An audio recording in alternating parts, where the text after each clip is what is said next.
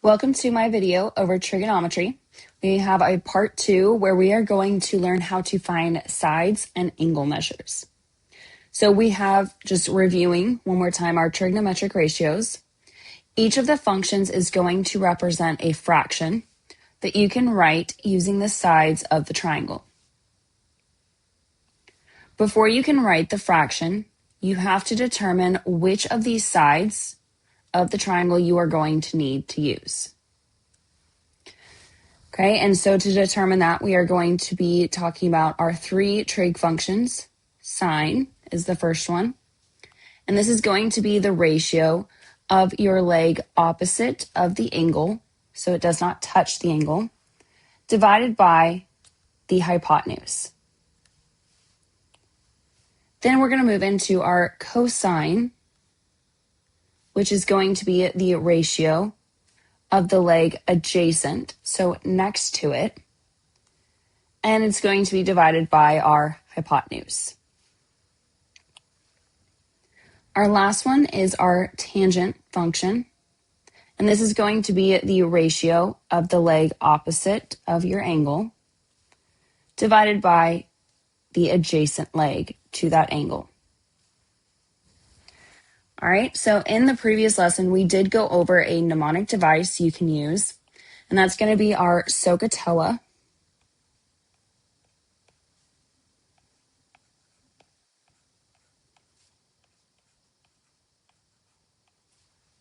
Okay, and so remember, this is going to stand for your S is your sine of theta is equal to your opposite divided by your hypotenuse. Then you have your cosine of theta is equal to your adjacent divided by your hypotenuse. And then the TOA part stands for tangent of theta is equal to your opposite over adjacent. All right, so real quick, before we jump into a few steps you can use to solve, the key thing we're going to need to mention here is that your calculator will have to be in degree mode. Okay, and so I use a little rhyming tool to remember that. We have DEG is what you want to see, rad is bad. Okay, so in your calculator, you just want to make sure that that DEG is what you are looking at, and it can be in different places depending on the type of calculator, but I will go over that for my students in class. For the rest of you, if you're using whatever website, make sure that you have figured out if it's in degree mode. All right, so moving into some steps. Okay, I've kind of broken this down into two sections. We've got steps to follow to solve for your side lengths. Okay, that's what we're going to start off with. So we have step 1 is you are going to start off by marking the angle you're looking at. Okay, so looking here, I'm going to notice that I have a 37 degrees. So I'm going to mark that. I usually circle it. Then I'm going to, for step 2, label the sides in relation to that angle. My opposite, adjacent, and hypotenuse. Okay, let me scroll in a little bit. So we're going to have our opposite, remember, should not be touching that angle, and so that's why I circle it. So that's going to be my 63. My hypotenuse is looking at my right angle, my box. It should be the only side not touching that, which will be this blank side. And then your adjacent, remember, is next to the angle. A lot of times I just like to say it's between the angle and the box. All right, so then if I look over here, my step 3 is telling me to write an equation using the angle, sides, and trig function. All right, so to determine which trig function you're going to need, you're going to look at the side lengths that you actually know something about. So looking here, obviously I know this is x, I'm going to want to find it. And I know that this side over here is 63. So looking at that, that's going to give me my opposite and adjacent are the sides that I have something kind of labeled with. And so I'm going to focus on using tangent as my trig. Okay. okay, because that's the opposite and adjacent. So tangent of your theta, your angle, we have 37 degrees, is going to be equal to the opposite. We have that 36 divided by our adjacent, which is x.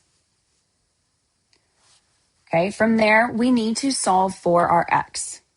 Okay, so for a lot of you, when you see that fraction, to get rid of it, we're doing that inverse operation. We are going to multiply by the denominator, which will just, like I said, for a lot of you kind of help since you hate your fractions. So here, it's going to cancel these two out.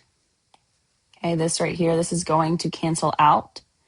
And so I'm going to be left with x times tangent of 37 degrees is equal to that 63.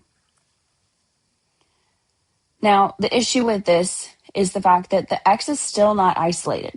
It's now on the side with our tangent of 37 degrees. So in order to separate those, we're going to use our inverse operation again. And this time I'm going to divide, since I'm currently multiplying, that tangent of 37 on both sides.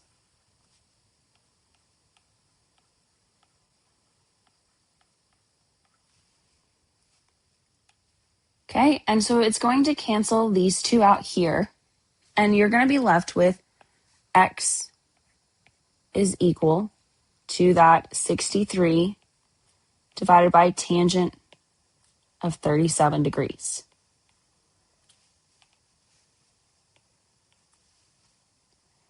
Okay, and so at this point here, you would be plugging in this into your calculator and rounding to where they ask. Okay, so we're going to go ahead and round to the nearest tenth just to be consistent. And so let me pull up my calculator real quick. I'm plugging in exactly how you see here, obviously not the x equal part, and take that 36 divided by, and we'll have our tangent of 37 degrees should be giving you x is going to be equal to, we'll have 83.60. Okay, I'm writing just another number because I did say I want to round to the nearest tenth. And so that means I'm going to want one number after my decimal. So I need to look at the second. Okay, and so that's why I wrote that second one down. That is a 0. And so therefore that is less than 5. And so I can erase it, everything after that first number after my decimal. And that will be my answer. Now remember, if it was greater than 5, I would obviously then be rounding that 6 up to a 7. But since it's not, this is going to be my final answer. All right, so that's how you can solve for side length. Now, obviously, some of the problems might vary a little bit, but this is the harder ones of what we kind of deal with. All right, now let's look at our next example, where we are going to be going through the steps of how you can solve for an angle measure. Okay, and so I'm going to read through these as we're working through it, but they're pretty much the same thing as the steps I followed earlier. I'm going to start off with step 1 of highlighting or marking my angle. And so this angle is going to be the angle that I'm looking for here. It's going to be my x. Okay, so I'm going to start off by circling that. Then I'm going to move into my step 2, where I am going to label my sides in relation to that angle. Okay, we have our opposite, which should not be touching that angle, so that's going to be my 18. My hypotenuse, which should not be touching that box, so that's my 51. And then my adjacent here, which is next to the angle, in between that angle and the box, is the blank side. Okay, moving into our step 3, where we're writing our equation using the angle, sides, and the trig function. I'm going to look at the two sides that I know something about. That's that 18 and my 51. Okay, and so looking at those two sides, I have my opposite and my hypotenuse. which means we are going to be using the trig function of sine. Okay, so we have our sine of theta, we'll have our x here, is going to be equal to my opposite, 18, over my hypotenuse, 51. Now, in my opinion, the solving for angle measures using our trig is way easier than our sides, because all you are going to do is we are going to use what's called our inverse trigonometry, and you are going to switch your theta with your ratio. Okay, so here I'm going to still have sine, but it becomes inverse sine, okay? And in my parentheses here, I'm going to take that 18 over 51 is equal to my x, my angle. Okay, and then at that point, you would just plug into your calculator. Okay, once again, you're going to plug in exactly what you see here using that inverse sine. And in parentheses, we'll have that 18 divided by 51. Please make sure you do not type in that equal to your x, what we're solving for. And so here I'm going to get that my x is going to be equal to, we'll have 20.66. Okay, once again, we're going to round to the nearest 10, so I'm looking at that second number. That's why I wrote down two numbers. And because that is a 6, we are going to be rounding up. Remember, 5 or greater, we go up. So I'm going to erase that first number, and we're going to go from 6 to a 7. And so my final answer here is x is equal to 20.7. All right, so those are our examples. Now let's look at some practice problems where, once again, this is mixed practice, but we are going to round to the nearest 10th. We're solving for our x's. Okay, so we're going to start off with our first one here. Once again, I start with marking my angle. I then label my opposite, my hypotenuse, and my adjacent. Okay, a lot of people don't label the blank one. Personally, I just do, but you don't have to. From there, I notice that I have the side lengths of my opposite and my hypotenuse. Okay, and so here, if we're dealing with our opposite and our hypotenuse, we're going to be dealing with sine of our angle. So we've got that x degrees here is equal to our opposite, 15, over our hypotenuse, 24. All right, so once again, when you are solving for an angle measure, you are just going to use that inverse trig.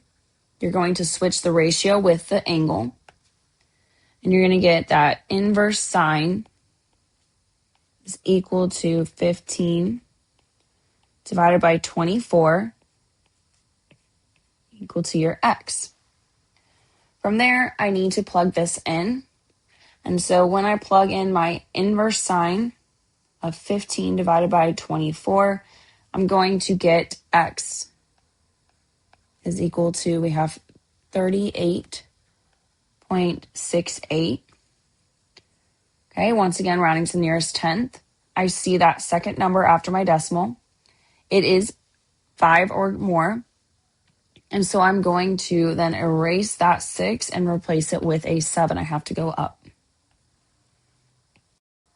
And so you now have your answer. X is equal to 38.7.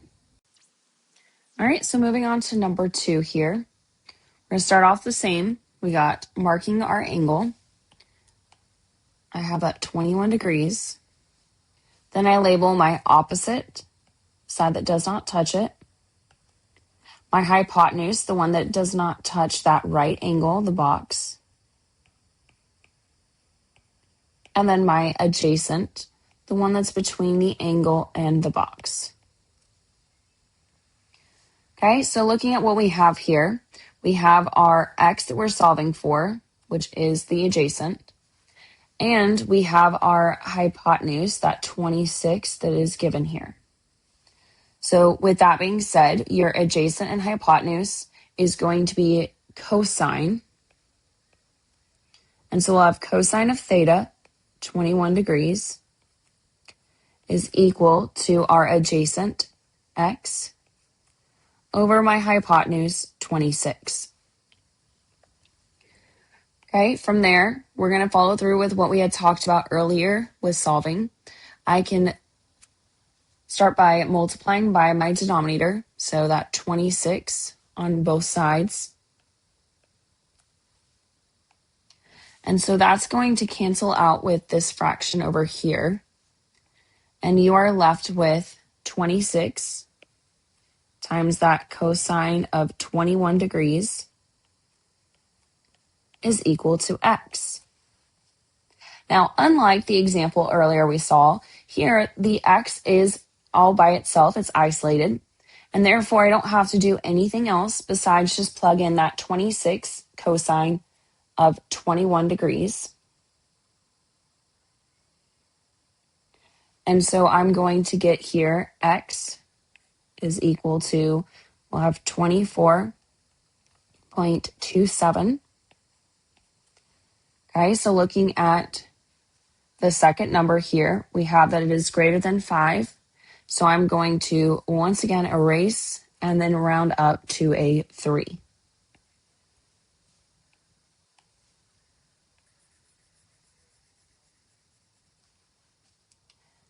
Okay, moving into number 3. Marking my angle, 28 degrees. I'm then going to label my opposite, the side that does not touch, my hypotenuse, okay, the longest side, the one not touching my right angle, and then my adjacent next to that angle, between that angle and the box. So looking at the side lengths that I know or have something for, we've got my opposite and my hypotenuse. And so we're going to be using the sine function of my theta, 28 degrees, is equal to my opposite, x, over my hypotenuse, the 19. Okay, so then multiplying by my denominator so that I can solve for the x, I'm going to cancel out over here. And so I get x is equal to that 19 times sine of 28 degrees. And like the previous example, this is all I have to do because now my x is isolated. So I'm going to plug into my calculator here. We have that 19 sine of 28 degrees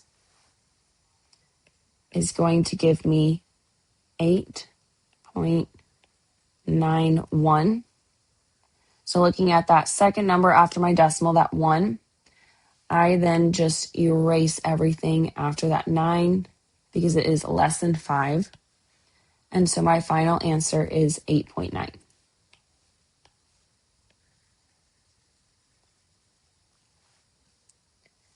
All right, let's move into our fourth problem. We have marking our angle. I then label my opposite, my hypotenuse,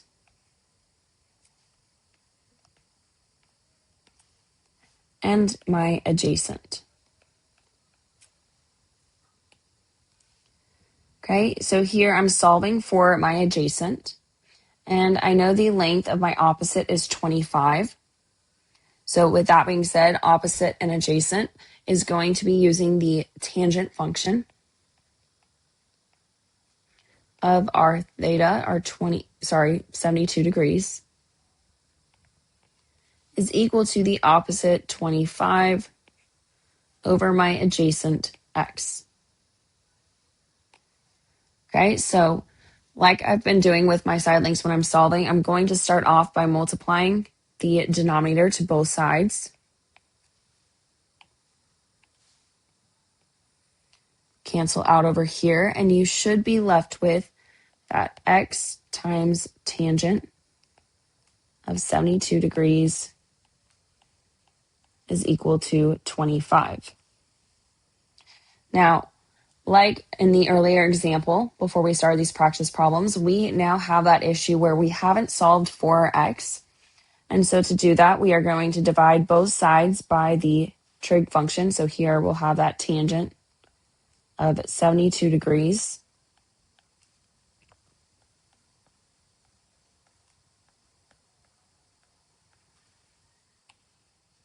And so on this side, it's going to cancel out, and you should be left with just that x is equal to we'll have the 25 divided by tangent of 72 degrees. Okay, so give me a second. I'm plugging that into my calculator.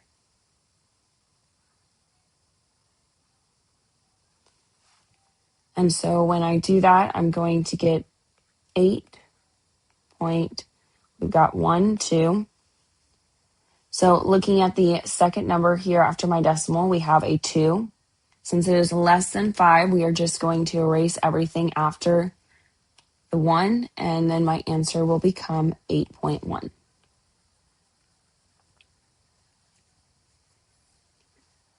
All right, moving into number 5, we have 2 more problems. I'm going to start off with marking my angle, labeling my opposite, the side that does not touch,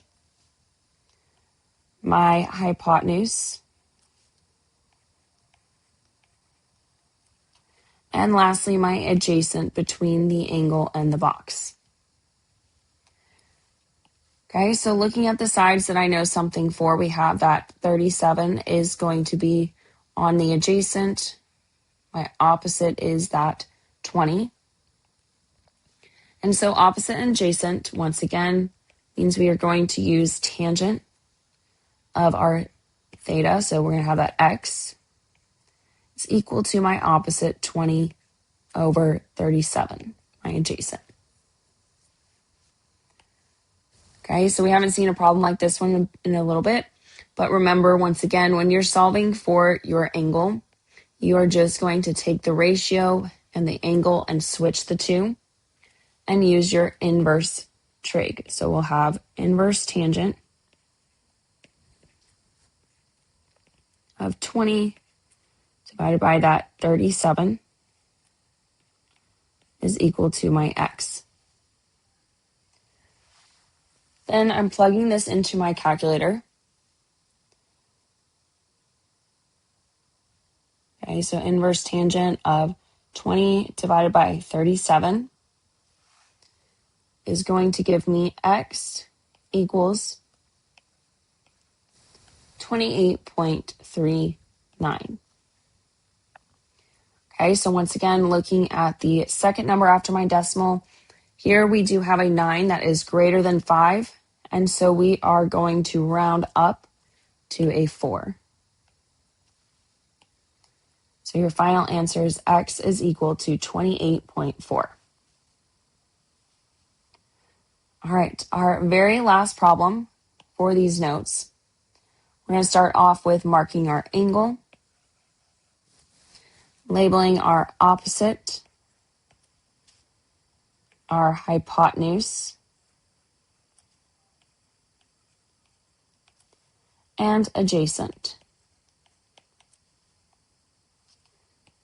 Okay, so taking my highlighter here, I've got sides that have my x that I'm looking for and a 36. So that is my adjacent and my hypotenuse.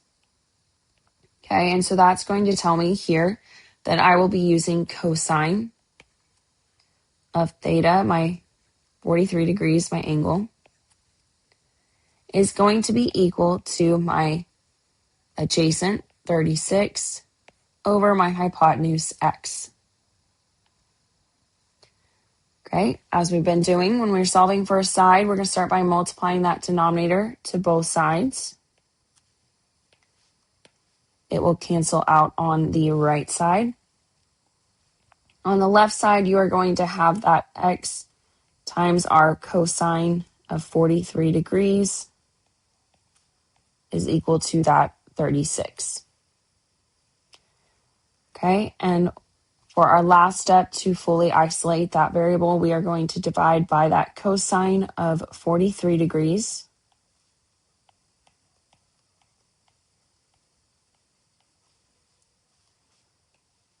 It will cancel out on the left, and you're just left with your x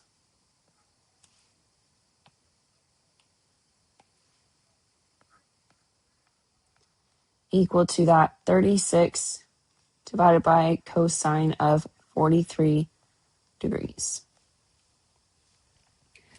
Okay, so taking a second and plugging this into my calculator, I have 36 divided by cosine of 43 is going to give me 49.22. So looking at the second number after my decimal, we do have that 2, which is less than 5. So then I just erase everything after the 2. And my final answer is x is equal to 49.2. All right, that is our lesson over solving for our sides and angles using our trigonometry.